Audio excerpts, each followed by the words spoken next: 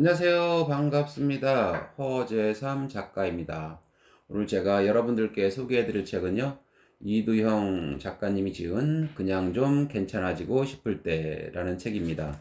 먼저 작가 소개를 해드리겠습니다. 이두형, 정신건강의학과 전문의, 인제대학교 의과대학을 졸업하고 인제대학교 백병원에서 정신건강의학과 전문의를 취득했다. 대한신경정신의학회, 국제맥락적 행동과학회 정회원이며 정신의학신문 및 네이버의 마음건강에 관한 칼럼을 연재한다. 지극히 문과적인 성향임에도 의대를 가서 방황하다가 정신의학을 만나 비로소 머물 자리를 찾았다고 생각하는 사람이다. 네, 머리말 들어가 보겠습니다. 혼자만 알기에는 너무 아깝고 중요한 것들. 어릴 적 나는 전형적인 문돌이였다. 적성 검사를 하면 적합한 직업으로 늘 언어학자, 변호사가 나왔다. 초등학교와 중학교 때는 아무도 찾지 않는 학교 도서실을 홀로 지키곤 했다. 글을 읽고 내 마음 가는 대로 머릿속에 그 장면을 그리는 것이 좋았다. 중학교 때부터 15년간 내 곁을 지켜준 우리 집 막내 동생 깐순이가 너무 사랑스러운 나머지 느닷없이 수의사가 되겠다 마음먹지 않았더라면, 취업 걱정이 앞서지 않았더라면 이과를 선택하지도, 수학 때문에 고생하지도 않았을 것이다. 많은 이의 기대와 성적, 그리고 어렵진 않지만 그리 넉넉하지 않은 형편에 가장 알맞은 선택을 하여 의대에 진학했다. 의학도의 길은 내게 가분했다. 배부른 소리일지도 모르겠으나 그럼에도 타고난 문도리의 갈증이 남아 있었다. 검사 수치와 진단명으로 표현되지 않는 사람, 삶의 이야기에 목말랐다. 그러던 내게 의학은 의학이나 사람 냄새나는 의학이었다.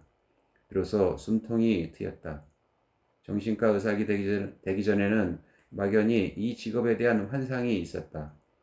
정신건강의학과 전문의가 되면 마음의 통달에서 그야말로 도를 깨쳐 감정에 연연하지 않고 고통에서 자유스러워지겠지 하는 생각이었다.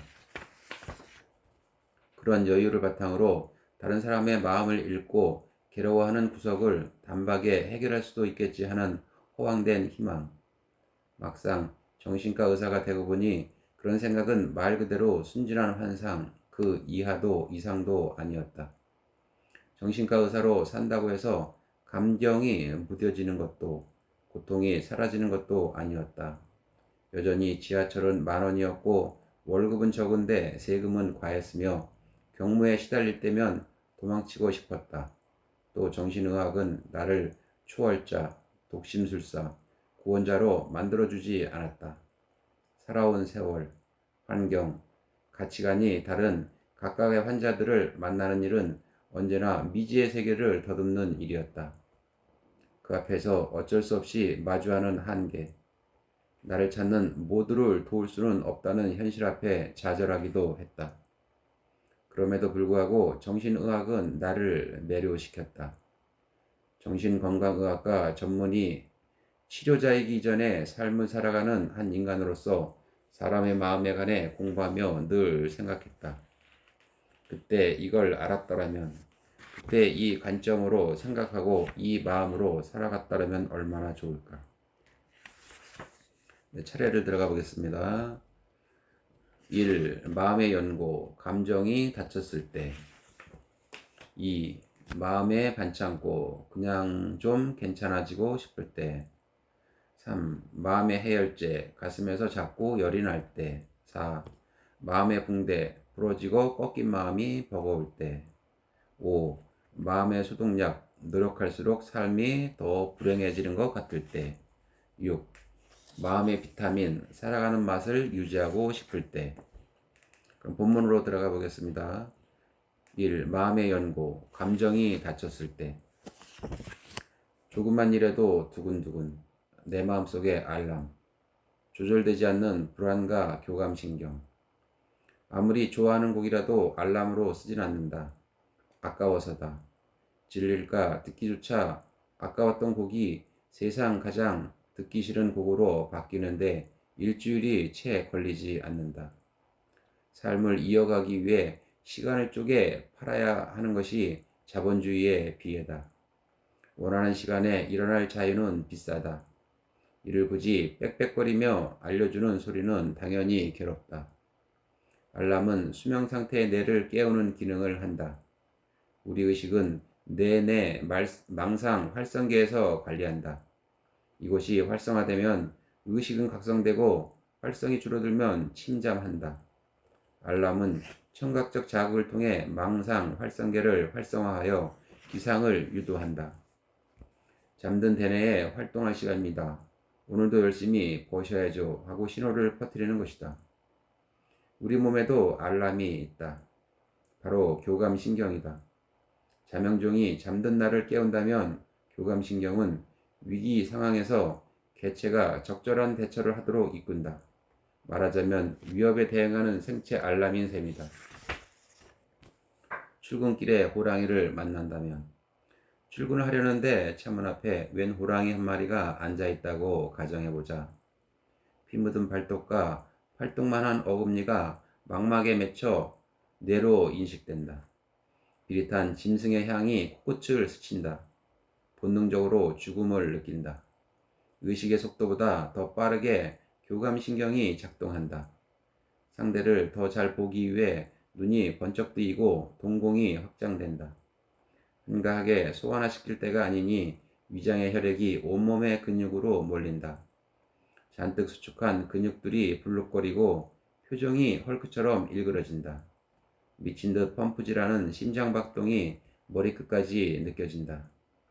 이제 몸은 준비됐다. 터질 듯 달아오른 허벅지로 달려 도망을 치거나 죽어도 지각은 할 수 없는 현실에 이를 악물고 호랑이를 때려 눕힌 다음 출근을 하면 된다. 맹렬한 추위와 배고픔에 시달리고 호시탐탐 내 목숨을 노리는 맹수가 득실거리는 자연상태의 인류는 끊임없이 생존의 위협에 직면했다. 위협을 포착한 개체는 도피할지 맞서 싸울지 빠르게 선택해야 했다. 찰나의 머뭇거림은 곧 죽음을 의미했다. 그래서 생체 알람, 교감신경은 의식 수준을 거치지 않고도 빠르게 자동적으로 조절되도록 진화했다. 어떻게 할까? 곰곰이 생각해 의식적으로 결정하기도 전에 이미 교감신경이 활성화되고 온몸에 아드레날린이 분비되기 시작한다. 흘러넘치는 아드레날린의 영향으로 심장이 쿵쾅거리고 모근이 수축해 등에 털이 곤두서지만 이를 느낄 틈도 여유도 없다.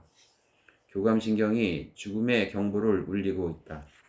인간은 겁에 질린 채 도망쳐야 했다. 살아남으려면. 그런데 우리가 살면서 야생 호랑이를 만날 일이 있을까? 길을 건너다 달려오는 차량을 맞닥뜨린다든지 폭행 시비에 휘말린다든지 하는 예외적인 상황이 아니라면 현대사회에서 생존의 위협을 마주하는 일은 드물다. 위험은 현저히 줄었는데 경보신호는 그대로 남아 현대를 살아가는 우리를 예기치 않게 깜짝 놀라게 한다. 우리의 신체는 지금이 아닌 동굴을 찾아온 호랑이와 맞서던 태고에 머물러 있는 것이다. 그 이유는 사회 발전과 신체 진화 사이의 시간차에 있다. 200만 년 인류의 역사는 개인의 삶과 비교하면 참으로 긴 시간이지만 진화의 관점으로 보면 찰나다.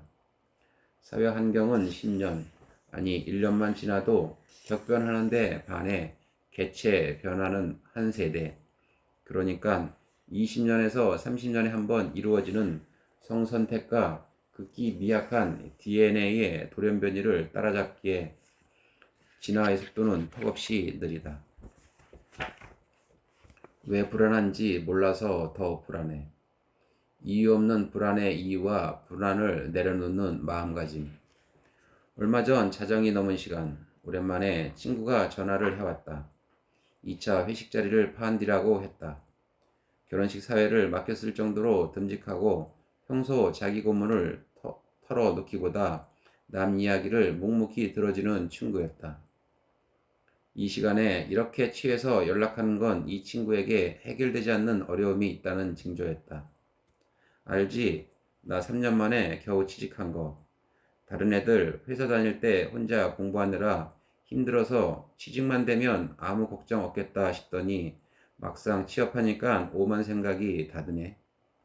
이 일 계속할 수 있을까 싶고 언제 돈 모아서 결혼하나 싶고 직장 그만두면 뭘 해야 하나 싶고 그래서 요새 영어 공부도 하고 수영도 다녀.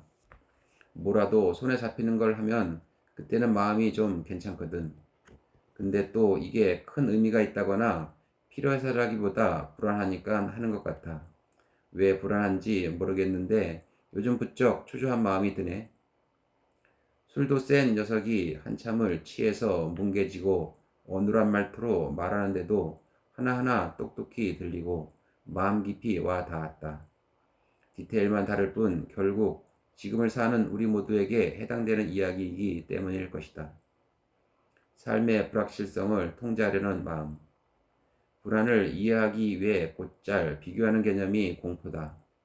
우리는 대개 두려움, 공포, 불안 같은 단어를 비슷한 상황에 혼재해 사용하지만 엄밀히 따지면 의미의 차이가 있다. 공포는 이미 인식한 외부의 위협에 대한 두려움, 예컨대 뱀, 귀신, 살인마, 달려오는 차 등에 느끼는 두려움이다.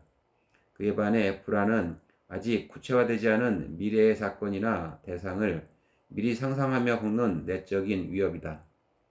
면접에 떨어질까봐, 사업이 실패할까봐, 사랑하는 사람과 헤어질까봐 두려워하는 것이 불안이다. 한마디로 공포는 구체화된 대상을 두려워하는 마음이고 불안은 스스로조차 실체를 알지 못하는 미래를 두려워하는 마음이다. 따라서 불안은 필연적으로 모호할 수밖에 없다. 예컨대 면접에서 무엇을 물어볼지, 고백했을 때 상대방이 어떤 반응을 보일지, 창업해서 성공할 것인지는 여러 가능성을 상상만 해볼 수 있을 뿐 결과를 미리 알 수는 없다. 아무리 이성적으로 생각하더라도 미래를 완벽히 내다볼 수는 없고 아무리 철두철미하게 준비한데도 원하는 결과를 온전히 담보할 수 없다. 삶은 언제나 불확실하다. 그래서 우리는 생각한다. 정해지지 않은 미래 때문에 걱정이라면 그 불확실성을 최대한 줄이면 불안도 줄어들지 않을까. 그러나 안타깝게도 그렇지 않다. 오히려 역설적으로 불안은 삶의 불확실성을 통제하려는 마음에서 비롯된다. 조금 더 상세히 말하자면 내가 어찌할 수 있는 것과 그러지 못한 것을 구별하지 않고 내가 어찌할 수 없는 것마저 모두 통제하려는 마음이 불안의 씨앗이 된다. 취업 준비할 때를 생각해보자. 자격증을 취득하고 영어 점수를 쌓는 것은 현실적으로 할 수 있는 노력이다. 문제는 아무리 멋진 스펙을 갖추더라도 무조건 합격은 보장할 수 없다는 데 있다. 아무리 따내기 힘든 자격이라도 그 회사에서 그 시기에 원치 않을 수 있고 아무리 전문 지식이 출중하더라도 유독 이번 인성 적성 검사에서는 내가 모르는 문제가 많이 출제될 수 있다. 스스로의 실력을 높이고 자격을 갖추는 것은 내게 달려있으나 합격 여부는 내게 달려있지 않다. 그러나 우리는 원치 않는 결과가 주어졌을 때 대개 스스로를 비난한다. 노력이 부족해서, 방향이 틀려서, 진심이 아니어서라고. 때론 분노를 외부로 돌린다. 사회 구조에 문제가 있다거나 그 사람은 누구와도 잘 지낼 수 없는 사람이라거나 그 일만 아니었더라면 잘 됐을 거라고. 물론 이 모두가 근거 없는 이야기만은 아니다. 그러나 그것이 전부일 수는 없다. 공부를 열심히 해 시험을 잘 칠 수도 있지만 유행이 시험 직전에 본 문제가 많이 나올 수도 있다. 면접 준비가 미흡해 입사에 실패할 수도 있지만 면접 간의 가치관이 나와는 상극일 수도 있다. 나름의 논리로 떠올린 내 탓, 상황 탓은 꽤 설득력이 있다. 하지만 몇 가지 논리로 완벽히 설명해내기엔 삶은 너무도 복잡하다. 깊이 생각하고 고민해서 내린 결론이 전혀 예상할 수 없던 돌발 변수로 인해 무너져 내리는 일이 허다하다. 건강하지 않은 불안과 건강한 불안. 삶은 그래야 할 만한 방향으로만 흘러가지 않는다. 선의가 언제나 아름다운 결과로만 이어지지 않듯 노력한 사람이 좋은 결과를 받는 것은 아니다. 가장 힘들고 열심히 일한 이에게 상응하는 보상이 주어지면 좋겠지만 그렇지 않을 때도 많다. 하지만 우리는 이토록 야속하지만 분명히 존재하는 삶의 원리가 자신에게는 적용되지 않을 것이라 진지 생각한다. 그래도 나는 진심을 다하면 상대방이 내 마음을 알아줄 거야. 그래도 나는 열심히 하면 잘 되겠지. 미리 준비만 잘하면 원하는 대로 이루어질 거야. 그러한 마음을 바탕으로 삶을 모두 원하는 결과로 채우려 한다. 다른 사람들이 시험에 통과하지 못하고 사업에 실패하는 것은 그들이 좀 더 치밀하지 못하고 진정성이 부족해서라고 생각한다. 그들과 달리 나는 변수를 조금 더 세세히 고민하고 진심을 다해 대처하면 반드시 원하는 결과를 얻으리라고 믿는다. 당연한 이야기지만 이러한 시도는 언젠가는 좌절될 수밖에 없다. 운이 좋아 성공하더라도 이는 온전히 내가 잘해서만은 아니다. 이는 철학적인 이야기가 아니다. 다분히 수학적인 문제다. 인간의 욕망은 무한하며 서로 비슷하다. 그에 반해 자원은 무한하지 않다. 내가 원하는 직장을 그도 원하고 합격할 수 있는 자리는 한정되어 있다. 내 아이가 공부를 잘했으면 좋겠다고 생각하는 것은 자연스러운 마음이다. 하지만 내 아이는 공부를 반드시 잘해야 하는데 그러지 못하면 어떡하지? 라는 생각은 비슷한 듯 결이 다르다. 공부 잘하는 아이를 상위 10%라고 가정하면 내 아이가 공부를 잘하지 못할 확률이 그럴 확률보다 9배나 높다. 원하는 10%에 들기보다 원치 않는 90%에 들 확률이 높은 것이 삶이다. 그럼에도 원하는 대로 이루어지지 않으면 어떡하지? 원하는 결과가 아닌 다른 결과가 생기면 어떡하지? 라며 두려워하는 마음. 그 마음이 바로 건강하지 않은 불안이다. 안타깝게도 건강하지 못한 불안을 극적으로 없애는 묘책은 없다. 인생은 어차피 마음대로 되지 않으니 전부 포기하자는 이야기를 하려는 것은 아니다.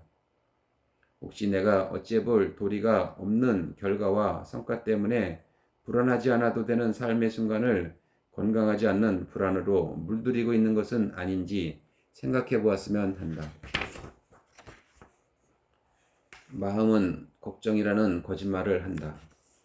불안 아래 교모히 숨어있는 세 가지 생각. 대학 시절 시험 기간마다 내 가방은 참 무거웠다. 막상 공부할 때는 우등생 동기들이 십시일반 만들어준 유학본도 겨우 뒤적이는 정도였지만 집에서 책을 챙길 때는 강의록을 비롯해 한 해 동안 몇 번 열어보지도 않은 전공서적까지 바리바리 가방에 넣었기 때문이다. 보통 3주, 4주, 많을 땐 1주, 2주 단위로 시험을 치른 본과 시절에는 마음 편히 친구들과 놀러 갈 기회도 몇 없었다. 어쩌다 한번 동네 친구들과 펜션에 놀러가 고기라도 구울라 치면 대개는 여행 날짜와 시험 기간이 겹치곤 했다. 그럴 때도 역시나 내 가방은 무거웠다. 요약본이라도 가져가서 틈틈이 읽으면 놀자. 가방에 든 요약본은 지금은 시험 기간 중이다. 그 지엄한 사실을 잊지 마라.